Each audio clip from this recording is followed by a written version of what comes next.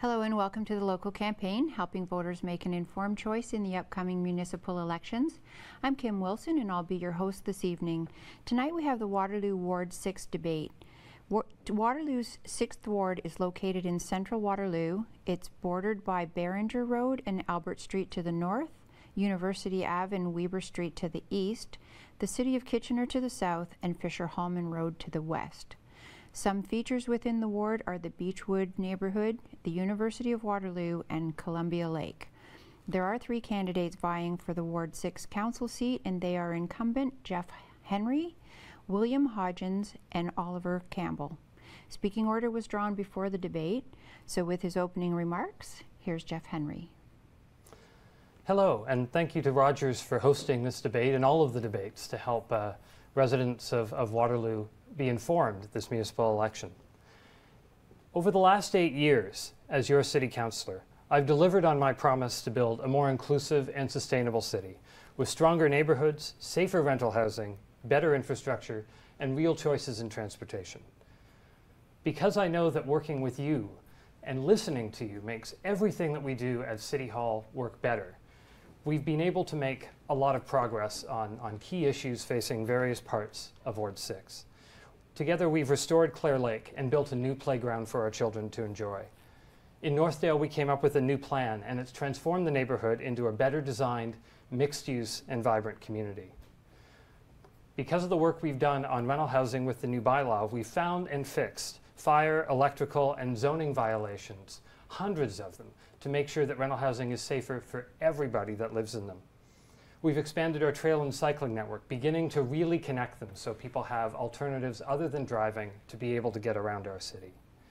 And at the same time that we've worked on all of these issues, I've also been focused on making sure that City Hall is as effective and efficient as possible. We developed an award-winning asset management system so that we know what our infrastructure gap is and what it's going to take for us to close it. And at the same time, I've championed investments in energy retrofits at our city facilities and changing our lights into LEDs on our streets. And that's saving nearly $1 million every single year in the city budget. I'm running again. And I'm looking for your support again on October 22nd because as much progress as we've made, there is still so much more that we need to do. I'm running because too many people still can't afford an affordable place to live in Waterloo, and it's been getting more difficult. Too many people don't have a safe way to walk to school or to cycle to work. And too many of our roads, our sidewalks, our recreation facilities, our parks, and our libraries are deteriorating. These are issues we need to discuss. These are issues we need to work on, and these are issues I'm committed to working hard on over the next 4 years. I look forward to the next hour talking about these issues and so many more that are important to you so that you can make an informed choice on October 22nd. I hope I can earn your support again, and I look forward to the conversation. Thanks, Jeff. Oliver. Thank you, Kim, and thank you to Rogers for hosting this debate. My name is Oliver Campbell, and it is my honor to be running as a candidate to become one of your next Waterloo City Councillors. I was born and raised in Waterloo, and I am currently attaining an Honours Arts degree in Political Science at the University of Waterloo. It has been a privilege to grow up in this amazing city, and I believe it is now my time to give back to the community that has afforded me so many opportunities. As a resident of Waterloo, I have volunteered with the KWMS Association. I have volunteered to host workshops to train and develop new aspiring umpires, as well as having supported many community initiatives such as Out of the Cold and the Social Justice Club. I currently serve on the St. Jerome Students' Union as Vice President Academic, and I also serve on the University of Waterloo's Federation of Students as a counselor, representing the community of St. Jerome's University and the students of UW. In addition to these positions, I am on the Academic Committee and Senate for St. Jerome's, the Policy and Procedures Committee for the Federation of Students, as well as the Education Advisory Committee. In my church community, I was also elected by my congregation to serve on the advisory board for the University Catholic Community. Working part-time in a retirement home, I cherish our senior community, and as a student myself, I understand the concerns my peers have here in Waterloo. My platform is simple. I believe that community engagement is key as a city councillor, and I want to make sure that your voice is being heard. I'm committed to working on creating real solutions for affordable housing for low-income earners and students, making sure student housing quality is improved, and maintained, but also investing in our recreation and green spaces throughout the city. I promise that I will bring the same unflagging work ethic and drive to City Council as I have done with all my previous endeavors. Thank you. Thanks, Oliver. And to William. Good evening. My name is William Hodgins, and I have lived on Hazel Street in Ward 6 for 15 years. During that time, I have seen many changes take place in the city. In 2003, the Northdale neighborhood was all still single-family homes. The Northdale plan has helped to implement a plan for responsible development of this area and has been reasonably successful. There are, however, still developers who can't seem to finish their developments on time. 4 years ago, it was at the building at 1 Columbia. Far from finished in September at the promised move-in time, it has become a symbol of what can go wrong. 4 years ago, the hub encompassing the corner of Albert and Columbia Streets was announced. Do you think it was finished on time? Perhaps by the letter of the building code, but not by the standard of human decency. And need I remind you of the Icon Towers on Phillip Street? This is no way to welcome our future to this city. We as the city of Waterloo have frankly failed many of our citizens. We have become a city of haves and have-nots. Because of the ridiculous cost of homeownership in this city, those who own homes have become increasingly combative towards a much larger segment of the population who are not so privileged. All this talk of property values and the impact on affordable housing will have on that neighborhood should be a non-starter. The time has come to do the right thing when it comes to affordable housing throughout our suburbs. Not in my backyard should not be a part of public debate. How about in all of our backyards? Success for each and a place for all should be our motto, not a success for some and a place for few. Thank you. Thanks, William. So to begin our question and answer portion of our debate, we'll now go to Waterloo Chronicle reporter Adam Jackson. Over the last couple of decades, intensification has transformed the central Columbia area with buildings, mainly student rentals, filling these skylines. Are you happy with the current built form that is seen in the area? If not, what do you think can be done to improve the quality of construction in the area? And we'll begin with you, Oliver. Thank you, Adam, for the question.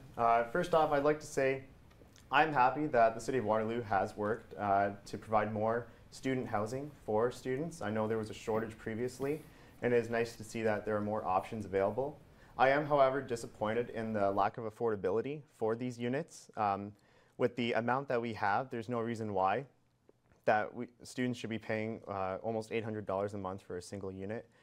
Like that's some of the starting prices that they are for most of the places that I looked at.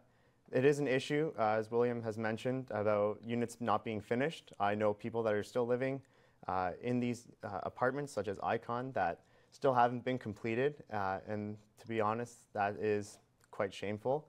I'd like to see more housing and more opportunities and options for housing, not just for students, but we need to see more affordable housing in Central Columbia as well, so that people on low incomes and newly graduated students can afford houses too and places to live in Waterloo. Thanks, Oliver. William? I definitely agree with Oliver on that.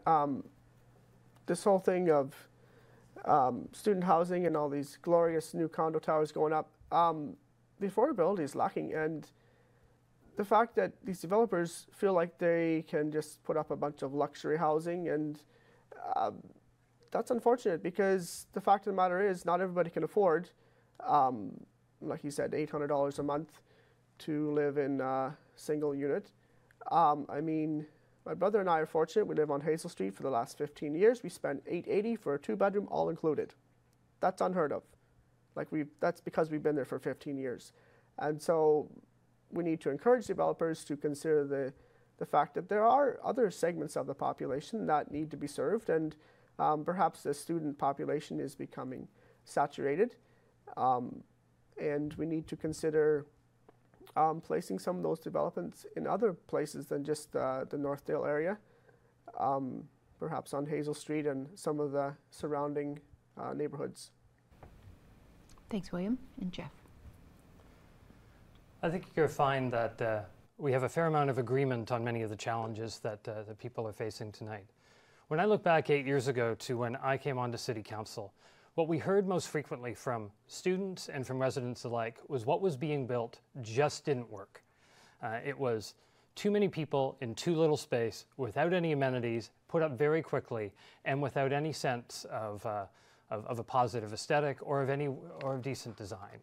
The Northdale plan we worked on together as a community was one that sought to change this, and I think has changed this. Design has improved, the range and mix of housing has improved, the amenities have improved, and the overall built form has improved significantly, providing students and many other tenants seeking to find a place in Waterloo real options that simply didn't exist before. But we do have challenges. Like, unfinished buildings are absolutely a problem that exists in this city, and for everybody that has a challenge in getting those, in moving in on a specific day, it's incredibly traumatic. It's incredibly traumatic when, for most of your semester, you're worried about where you're going to have a roof over your head, and you're not being able to focus on the books. One of the things that we've done in the last couple of years, the specific things we can do within our power, is to provide students and all tenants with more information about what's going on with the rental buildings. We put up an occupancy tracker to make sure that folks knew what the actual status was of permits, so they didn't have to take the developer's word for it that a building was going to be completed on time. They could look on the city's website and find out. There's so much more that we can do on affordable housing. I'll talk later in this debate about inclusionary zoning and the opportunity it presents us to provide a range and mix in housing that's affordable to more people. But I think there's a lot that we've done, but there is, as I've said, still so much more we can do together. Thanks, Jeff. For our next question, we're going to go to the Greater Kitchener-Waterloo Chamber of Commerce. Vice President Art Sinclair. A number of candidates have indicated that more voices in the community have to be heard at council meetings and the decisions that follow. Do you agree that government needs to be more open and transparent? And we'll start with you, William. I remember a number of years ago when this came up. I don't know, was it a budgetary meeting, and the ombudsman got involved and said, hey, you gotta open up the doors to city council so the citizens can come and have their words. Well, that's great. So my brother and I showed up, and we sat through that council meeting, and 3 people had words. And I thought, well, that's great. That's great and all. So we went and my brother had a little something to say, and somebody else, another person, and okay, so that's great. So, but if people aren't engaged, if people don't understand that they have this opportunity, I don't know what city council could have done better, because they legitimately gave us an opportunity, and we showed up, and it was interesting to see how budgetary discussions work. Kind of boring, actually, I think, but I mean, so there we were, and we had a conversation, and I think in general, though, we need to know who our city councillor is. We need to know them by name. They should be accessible. I mean, within reason, possibly within office hours or what have you. But and that's one thing that, if elected, I would make clear that I'm willing and able to have any and all conversations, no matter if I agree with the person or not. I'd like to hear their opinion. Thanks, William. And Jeff. Art and I think anyone else out there thinking similar things to the question that you've raised would say that nobody can disagree that an open and transparent government is critical in a democracy for people to be able to participate, to know what's happening around them, and to be able to really engage on those things that matter to them, and also be informed about what's happening in their city. Nobody would disagree that that's important.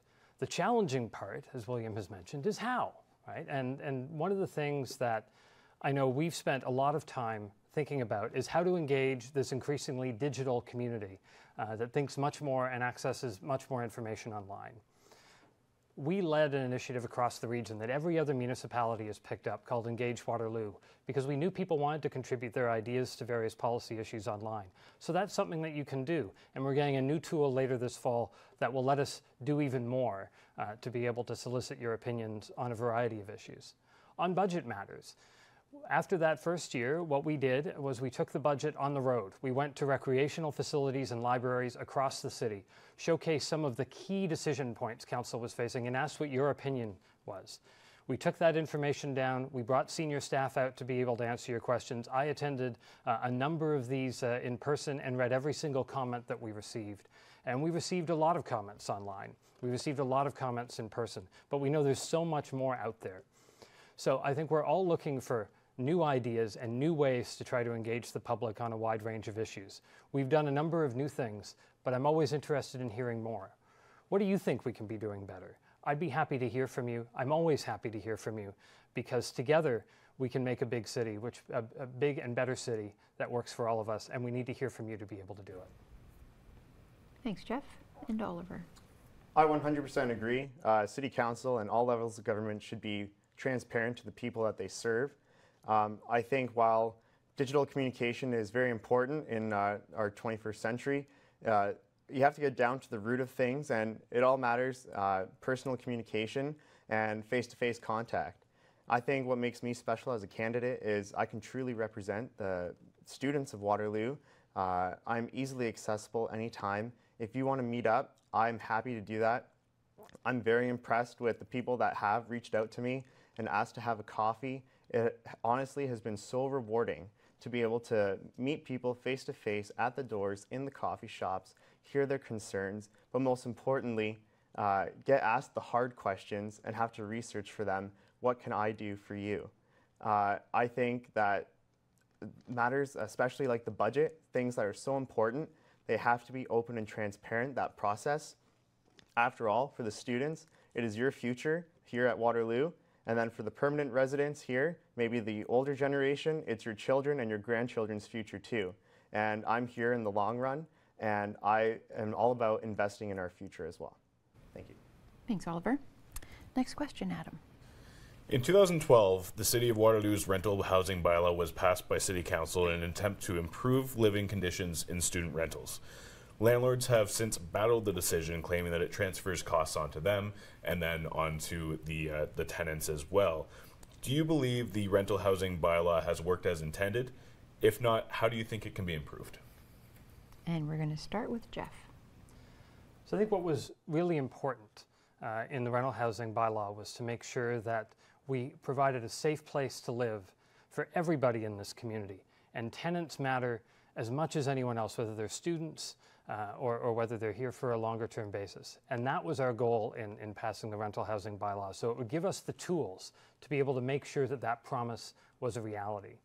Since then, we've been able to resolve hundreds of issues with electrical safety violations, fire code violations, people living in basements without safe exits, as well as a number of zoning violations from illegally converted units that were not done correctly. It's been able to give us those tools to go in and solve many of those issues, and at the same time the resources to be able to track down those landlords, those few landlords that are not keeping up their properties up to community standards, and make sure that they can come into to compliance. So largely I would say that it's working, but it doesn't mean that every house meets everybody's individual standards. I think landlords, most of them do a fantastic job. But I'm increasingly hearing from students that they're worried about units that they're moving into not being cleaned on time. That's something that's new in terms of the input we're receiving at City Hall, and that's something that we have a good opportunity to work on. Largely speaking, I would say the rental housing bylaw has worked, but there is more that we need to do around education and around that effectiveness, so that tenants understand that their rights, that landlords understand their responsibilities, and we bring in those landlords that are still outside of the program. There are still several hundred of those we expect, and bring them into the program, because that's only fair to those that have been paying all the way along and doing the right thing. Thanks, Jeff. And Oliver. I understand the intentions of this rental housing unit bylaw, but largely I think it hasn't worked out the way that it's been intended on. As a student, I've seen houses and units of my peers and close friends that, you know, standards are not being met, and the living conditions are very poor. I know people that in their houses they're paying $500–600 a month, and the bathrooms are so disgusting and unusable that they have to take showers at the university to do that. There are many forums that students are complaining about these rental housing units, and I think some of it has to do with the fact that the cost is too high and the fact that we're not actually ensuring that these bylaws are being followed. The cost of the permits for this bylaw has increased on average the unit price of about $100, and that falls on the students and the tenants. I think that is wrong. The city is essentially charging the students now, and I think we need to come up with a new real solution that's effective in maintaining the quality and security of these houses and units. What I don't quite understand is why it is only small houses and detached units that are included in this bylaw. High-rise apartments are not. I think that we need to consult the public and the community and see what we can actually do to improve the conditions of these homes. I've seen them firsthand myself. It is borderline unlivable in some of these places and definitely not up to code for sure. And I want to make sure that your complaints are being heard and that they're actually going to the right spot in City Hall and reaching the bylaw offices and everything. And I really want to make sure that your voice is being heard. Thank you. Thanks, Oliver. And William? Well, I think there are a lot of landlords that specialize in meeting the building code or perhaps meeting the bylaw, but not meeting basic standards of human decency. And I think there's a large difference to be made between local landlords. I've experienced this myself. The place I live in now, the guy lives over on Albert Street. He cares about the place. He's prompt about fixing stuff. And then you've got situations like what's happening over in Sunnydale with landlords from Toronto, for example, who just want the money. And I agree with Oliver. I'm a bit puzzled why it is that it only covers the, like you said, the single family homes and all that stuff. And perhaps Jeff can answer that afterwards. But I think we need to do a better job at making sure that people live in decent, honest housing and just, do a better job with that. Jeff, would you like an opportunity to address that? Sure, and I think it is a helpful piece of context and useful to get.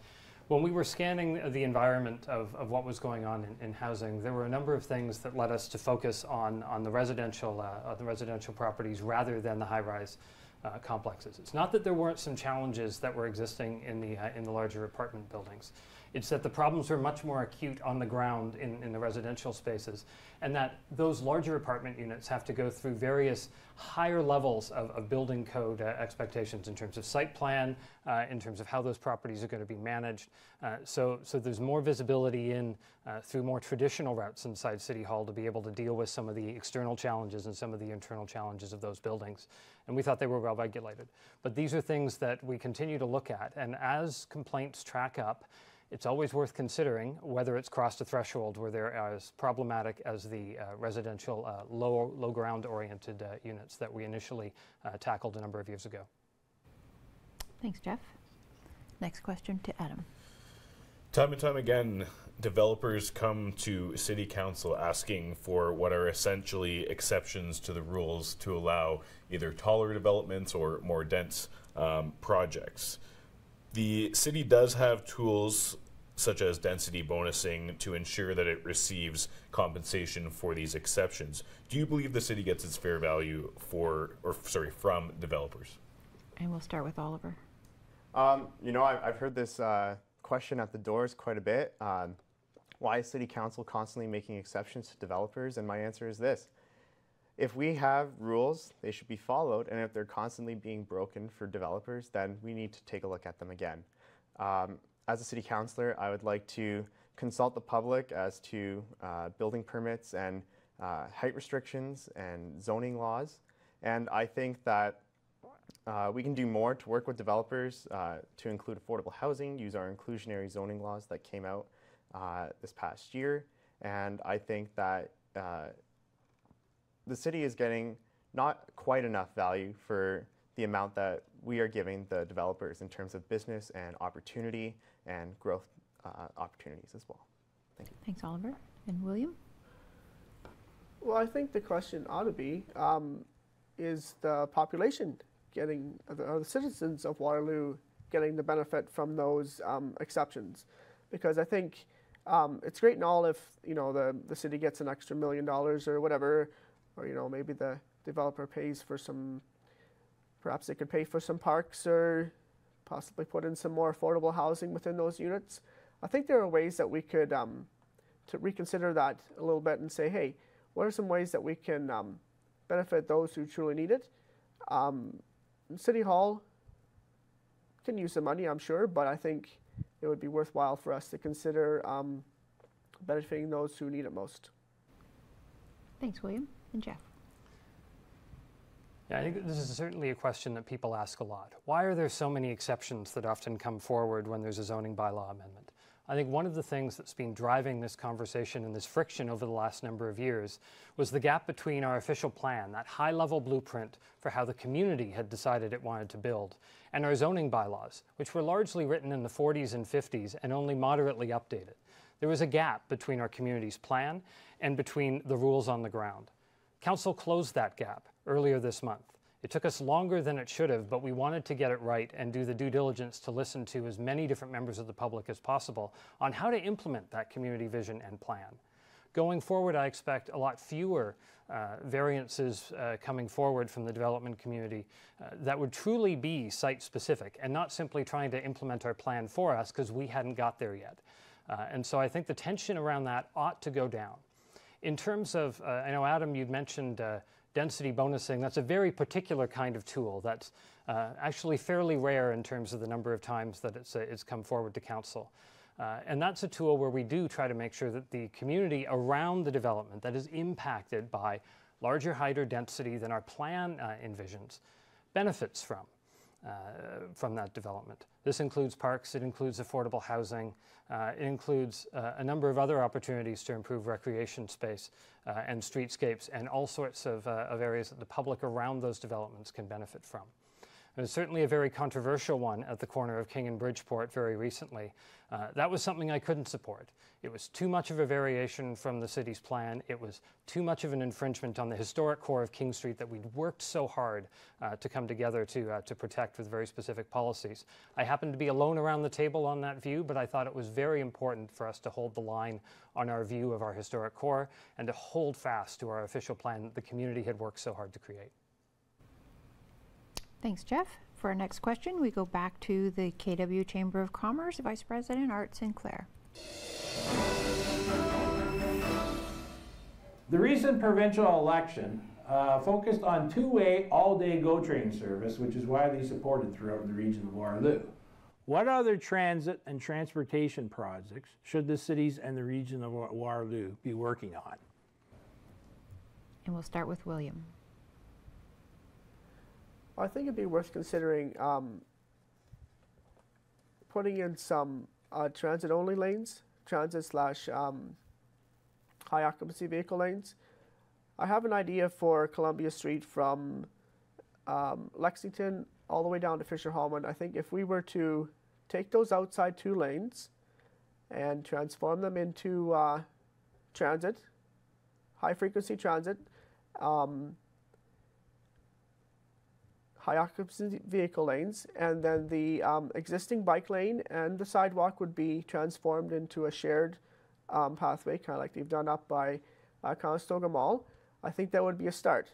I think we need to, the LRT is a great start in the right direction, but I think it could be supplemented with high frequency bus service, especially in areas like Columbia Street that are connecting one side of the city to the other. Thanks, William. Jeff? Yeah, thanks, Art, for the question. And Art knows very well, that two-way all-day GO service has been a key priority for our community in terms of unlocking our full economic potential. More people come into the region each day to work than go out of it. And currently GO does not serve that population, nor does it serve the two-way traffic that would be incredibly important for us to get off the 401 and onto a more sustainable mode of transportation that doesn't stop every time a transport truck goes on its side, which happens way too frequently, certainly every winter, and too often, too many days. Internal to the city, we have a number of transportation priorities I believe that we need to work on in the next 4 years of council. First, in terms of car infrastructure around the Costco, we do need to complete that last link between Columbia Street and Herb Street. I think it will leave a fair amount of pressure on the west side, and that's coming in the next couple of years. For cyclists and active transportation enthusiasts, I think we really do need to build that protected and connected grid. We've done a lot of work to connect our trail network, to improve it, both through Waterloo Park, through the Research and Technology Park, and elsewhere. But we really need to connect it so people can feel safe getting on their bikes to go to school, to go to work, and to go and run their errands all around the city. The region has a protected cycling lane pilot coming out next year. I will encourage them to implement that, to study it, and then together we're going to work on implementing that grid with the lessons that we learn from that, so people have more sustainable options to get around in our region. In terms of transit, my family, we don't own a car. We get around on our feet, we get around on two wheels, and we get around by GRT. I think the amount of expansion that we've had of our transit network is important. I think the LRT can be a game changer, and the grid of GRT bus routes is coming around to connect it. I've sat on the Transit Service Improvement Committee for the region for a number of years. There's a lot of initiatives we've championed to be able to make this work better for everybody in our community, whether they're students at the university, faculty or staff, or anybody working in various parts of our community. And there's more that we'll be able to do in the next 4 years. Thanks, Jeff. And Oliver. I think it's important that the City of Waterloo works with all levels of government, the provincial and the regional governments, to provide the right transportation services to the people. While I do think bike lanes are very important to this city, I would be open to the idea about introducing more extended sidewalks. I've heard that at the doors by people who are concerned about biking. It's good for the drivers, better for the cyclists. And I think that's a good solution. We've seen many examples of that throughout this region, and they seem to be working well so far. I do think it is good to encourage methods of year-round transportation, things that will allow people or encourage people to use more eco-friendly methods, either taking the GRT or the LRT, which will be a game changer for Waterloo Region. And after all, how we get around is vital to our economic success and sustainability in Waterloo. As a student myself, I can't really speak for everyone, but I do find it hard to go biking in minus 29-degree weather in February to go to class, but I do love taking the GRT, which I use every day to go to school. So I think the city needs to champion the use of the GRT. The region is adding more iExpress routes, which is I'm very happy to see, and I think we need to really champion the idea of using the LRT, encourage students to use it. I also see a lot of seniors using our public transportation, which is also good to see too. So yeah, focusing on transportation is vital to Waterloo, and it will help us out in the long run, and it's an investment for this city. Thanks, Oliver. And next question, Adam. Whether it's development or other neighborhood issues, there appears to be an us versus them mentality when it comes to long-term residents and students in this ward. What do you think can be done to align the needs of both long-term residents and students and create cohesion between the two? We'll start with Jeff. Yeah, this is a very important issue, Adam, in Ward 6. And 8 years ago, when I ran for the first time, it was one I thought I was well positioned to be able to start tackling. It's not easy, and it's highly complex. I've been a student leader for a number of years. I understood that perspective. I was connected very well with the university and was listening very much to the desire of students in the broader campus to get out into the community and understand where they were. At the same time, we know residents are curious about what's going on at those institutions. They're world-leading institutions. Lots of important stuff happens there that is changing the world and is changing their world. So what I saw was an opportunity for us to really connect these two. Our cultural plan speaks to breaking down those barriers. We have a new strategic plan that I initiated at our Town and Gown Committee, where we sit together, residents, universities, and cities, to talk about the issues that we face, to be able to bring down some of that divide. We're starting to see some of the fruits of those labors. Orientation Week now happens inside our public square. We do invite students in to have many of those conversations. Universities are increasingly being open to leveraging their spaces and bringing in speakers and inviting the community to have conversations about what's happening there. So there's lots of two-way dialogue that we've increasingly started to see. And I'll tell you, as much as we hear about those kinds of challenges and differences in terms of lifestyle that can, at 3 in the morning or 6 in the morning, cause some challenges for either side, most of what I hear from long-term residents is how much they value having students in their community. They were often students here too, or they work for the universities, or certainly their son or daughter is at one. And they understand the importance of that time of life. So I don't think the divide is nearly as deep as it's often reported. People have great respect for each other. We just need to be able to have more of those conversations together at events to understand where everybody's coming from. Thanks, Jeff. And Oliver? As a proud student of University of Waterloo myself, I can speak firsthand that how much of the students' population adds to this city. But as someone who also works closely with the senior community and the older population, I know how much they add to our communities as well. Ward 6 is very unique in the sense that there are two very different demographics here. We have the student population and our aging population, but also more families moving in to Beechwood and surrounding communities.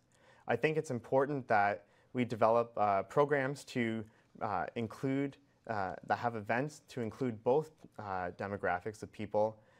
Inclusion is key here. We are an inclusive city, and I think that both groups of people add so much to this community and enrich it for everyone else.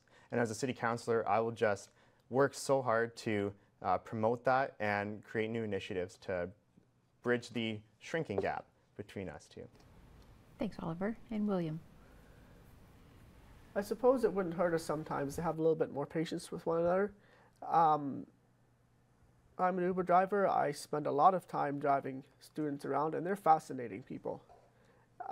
There's a lot to learn from them, but they can also be challenging, and that's okay. Part of the problem too is that we seem to have, it's not a ghetto situation, but it's kind of like the students kind of all live in one area, and then the families kind of on the outskirts. Perhaps if we were to spread it around a bit better, like peanut butter on our toast, and perhaps, you know,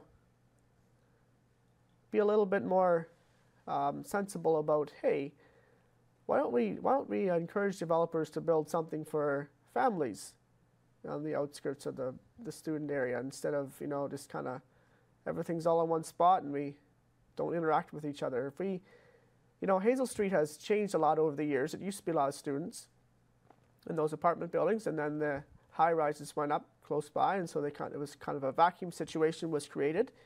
So now my neighbors are new Canadians, lower income people, and it's a real nice change of pace. So I think if there's some way we can encourage each other to just simply be more patient and to just, you know, get out a bit more, I think would be a start.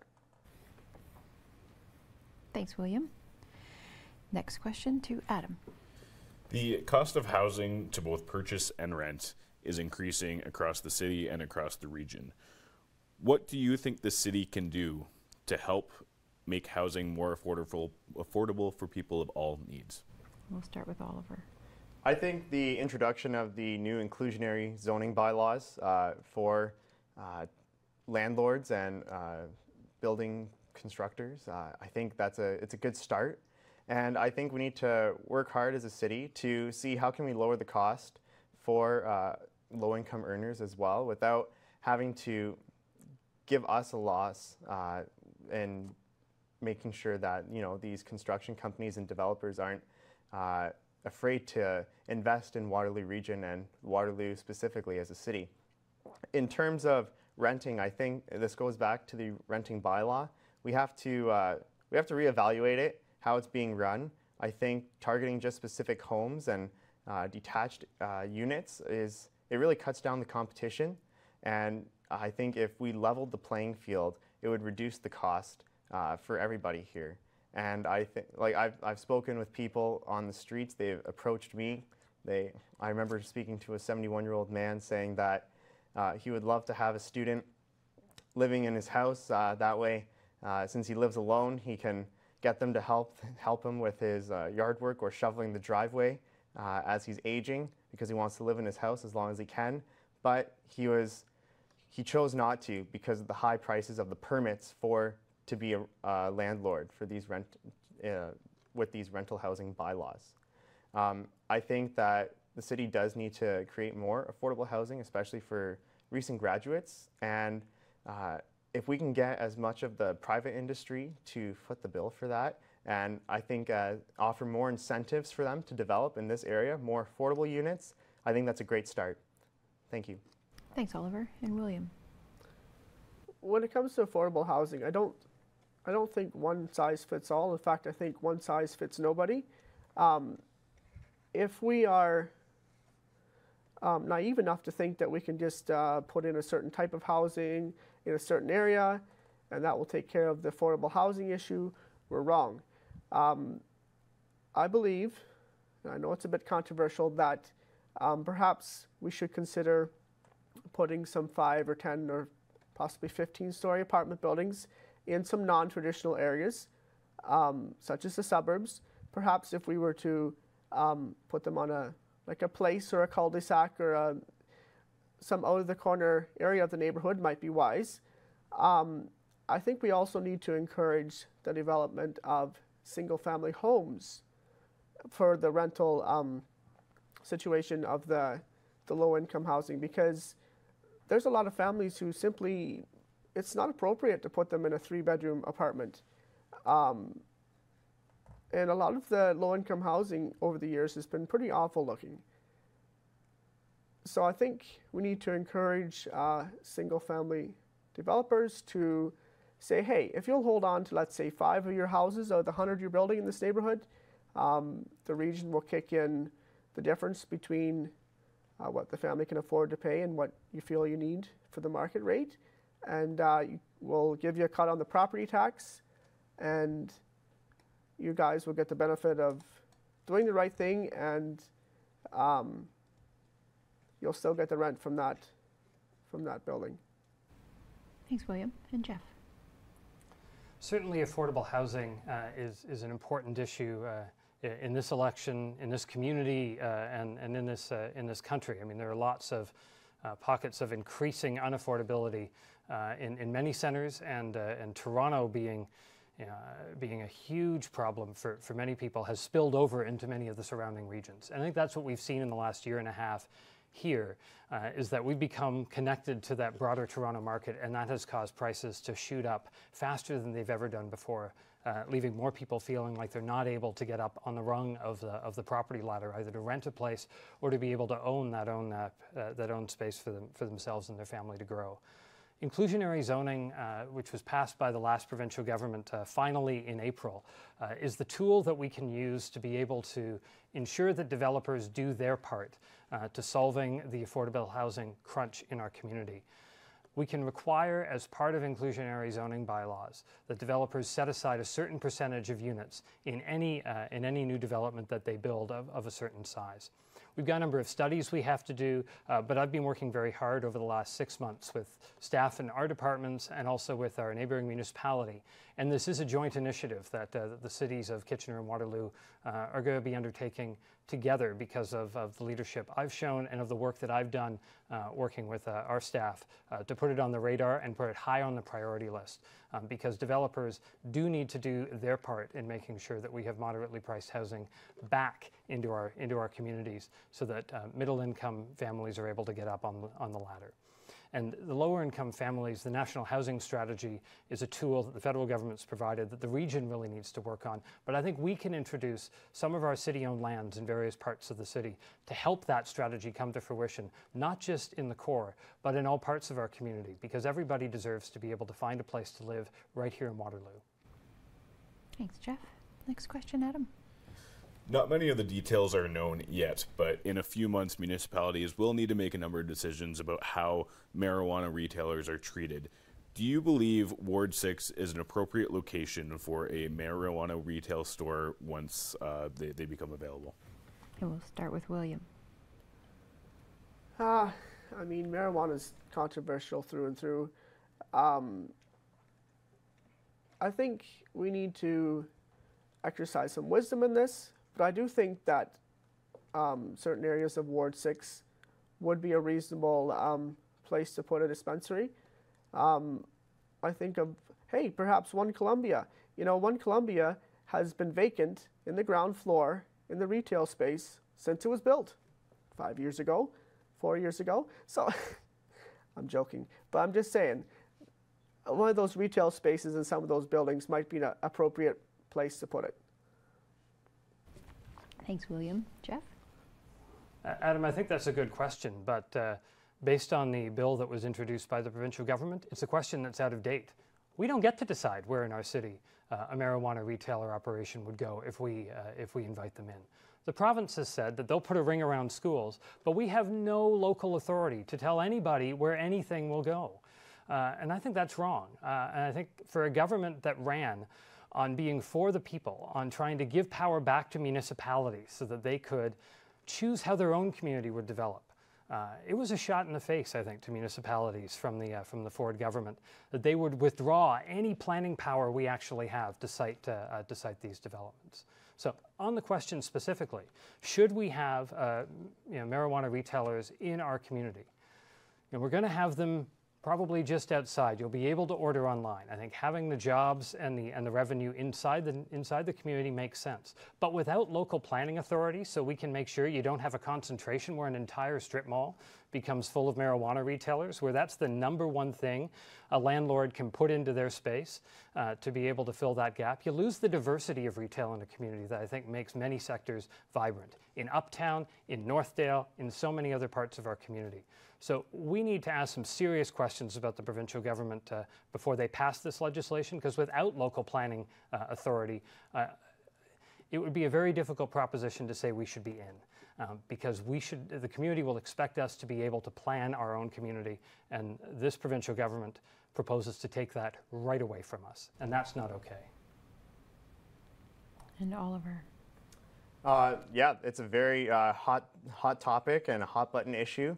I can see developers wanting to put marijuana retailers within the university core and within the downtown core, which of course concerns all of us. And my key concern is making sure that the members of the community are consulted first, and that they are getting answers that they want, and that, we're not putting people in danger, children especially. I don't support putting anything around schools, elementary or high schools for that fact.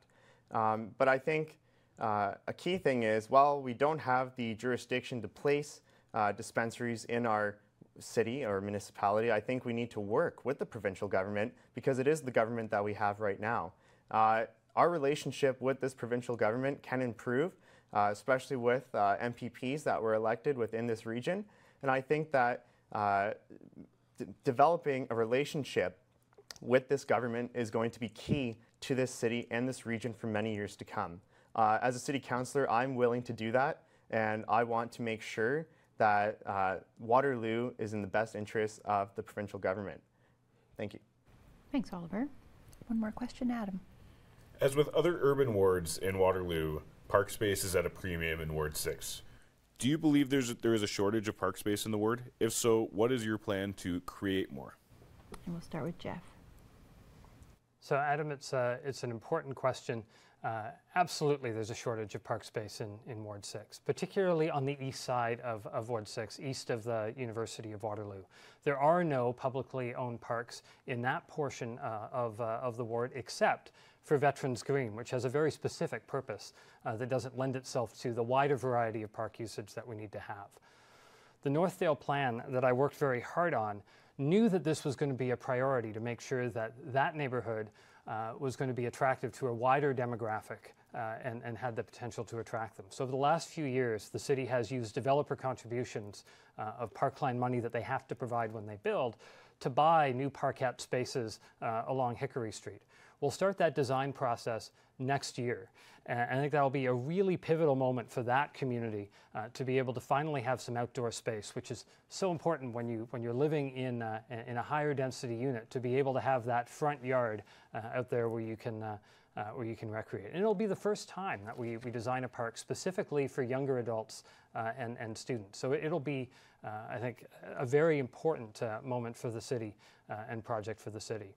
The other area of Ward 6 that has a gap is north of Columbia Street. We have the Great Sugar Bush you can walk through. We have the place behind Winston Churchill Public School, but that's owned by the school board. So we do continue to have a gap in that part of the ward. We've initiated a park strategy at the city that will help us identify where those gaps are around our community and develop a plan to fund those gaps over the medium term. One of the things I put on the table in the early days of the park strategy was we need to think about equity. So when we're talking about who needs a park, we need to think about who needs a park most. And folks that are of the lower income demographic desperately do need that kind of space outside our community. And we know that that part of Ward 6 could use more amenity space and more facilities to serve new Canadians and students. Thanks, Jeff. Oliver? I believe that our parks and recreation spaces are very unique to the city of Waterloo, and it's what makes this city a great place to be in. It's included in my platform. I'm very passionate about improving our parks and green spaces. And going door to door, I've seen, for example, on Warrington communities, more families are moving in. It's not necessarily an older neighborhood now. There are more children there, but yet there is no park there. And people are asking, this is a city-owned land. We need something else in that green space, because right now it's just empty. Going along those lines, I think we can work as a city in conjunction with certain institutions, for example, University of Waterloo and Laurier, to help include parks and green spaces in their land and in their development plans. I know for the University of Waterloo Northwest Campus, we should work with them to include some sort of green space and recreation space as well to include in that area, especially since it's being developed. The issue of creating new green spaces is a very difficult one to answer with the amount of limited space in this area and region, and especially since we want to develop more areas. I believe that as a city, while we should be creating more park spaces, we need to be investing on the current ones that we have. As a city councillor, I would want to improve our sports and recreation facilities. It can bring in economic growth for this city. For example, if we improve some of the key baseball diamonds in this city, we can bring in more baseball tournaments. I know Waterloo doesn't host many of those, and we can see more teams coming in. It'll help our hotel industry, food industry, services industry, and I think it's more of an investment for us right now and for our future. Thanks, Oliver. And William? I think one of the key areas that we're missing for the possibility of green space is the grounds of WCI. I know there was some conversation a while back whether the city would want to partner with a WLU and the school board on that one, and I think that's an opportunity the city ought to take advantage of. It shouldn't have to cost a lot. WLU has done a real good job of doing their part in that neighborhood, and I think they'd like to continue to have that opportunity. And I think just a real basic conversation with the school board, a lot could be accomplished. Thanks, William. Thank you for your questions, Adam. We're going to move to the closing statements, and we'll start with William.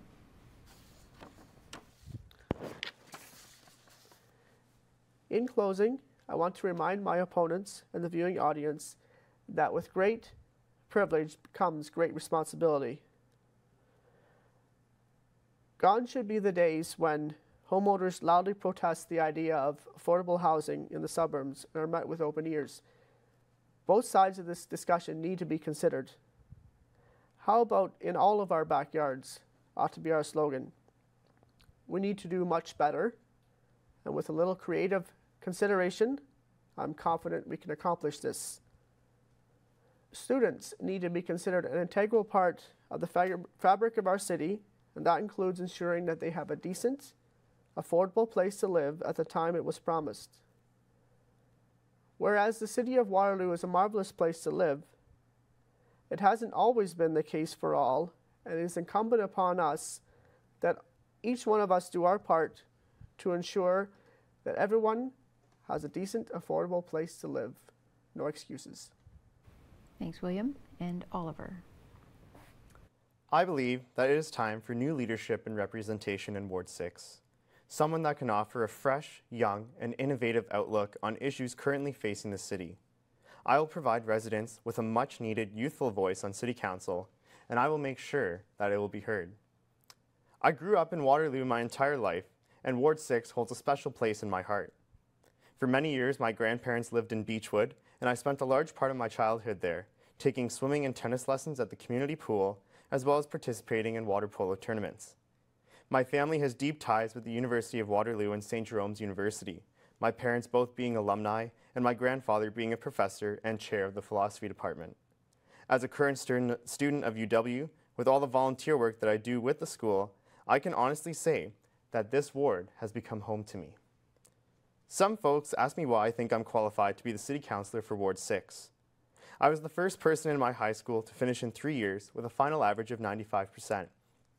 Though I am still an undergraduate student, I'm already working for the WCDSB as a supply teacher. I'm a professional school photographer working with kids from kindergarten to grade 12, and I have years of experience representing constituents in my school community, and I have the will and dedication to serve the people of Waterloo. I have heard the concerns of the residents, having been to almost 800 doors already, and I know what needs to be done. I will help maintain the integrity of established neighborhoods by making sure student housing is maintained and kept up to code, starting with reevaluating our rental bylaws. I also want to help solve the affordable housing crisis that this city is facing and come up with solutions that work. I will work hard to get the most out of your tax dollars, and I will make a commitment to fiscal responsibility and do my best not to raise taxes higher than the rate of inflation. I believe that young people are the leaders of tomorrow, and a vote for me is a vote for someone who will truly represent the people of Ward 6 and work hard for its people. On October 22nd, vote Oliver Campbell. Thank you. Thanks, Oliver. And Jeff. Thank you for tuning in, wherever you happen to be, knowing that this debate is being aired online and on TV, and so you have an opportunity to learn about the election from wherever you are and where you're at. I think that's one of the most important things about politics that's local, at the local level municipally. It really is on your street, in your living room, where you're at. Those are issues that matter to individuals, and I've worked hard over the last 8 years to meet you on your front doorstep, to meet you in your local park, to listen to the concerns that you've had and find solutions that we can build together. And I think we've made a lot of progress, but there is so much more to do.